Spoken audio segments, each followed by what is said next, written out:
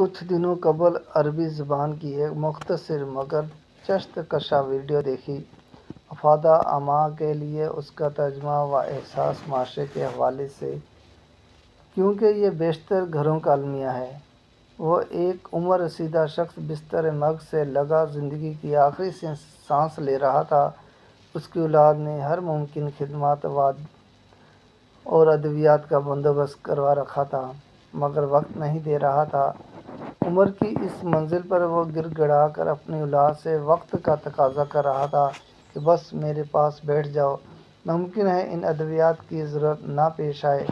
اس کی اولاد، جو ہمیشہ سے اس کے رویے سے نالاں تھی، جواب دیا، 20-25 سال پیچھے مڑ کر دیکھیں، جب ہم بچے تھے، ہم نے اور ماں نے آپ سے ہر ممکنہ وقت کا تقاضا کیا، مگر نہیں۔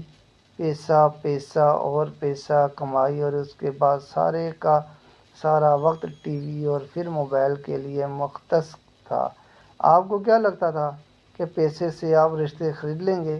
لہٰذا آج جب آپ بستر مرگ پر ہیں، ہم بھی صرف پیسے ہی لگائیں گے، وقت نہیں دے سکتے، اور یہ سبق آپ نے ہی ہمیں سکھایا ہے۔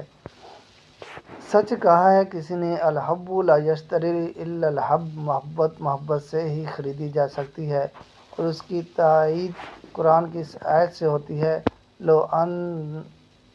لو انفقت ما فی الارض جمیعا ما الفت بین قلوبہم، اگر زمین بھر کر بھی مال خرچ کر دو گے تو بھی ان کے دلوں میں الفت نہیں ڈال سکتے۔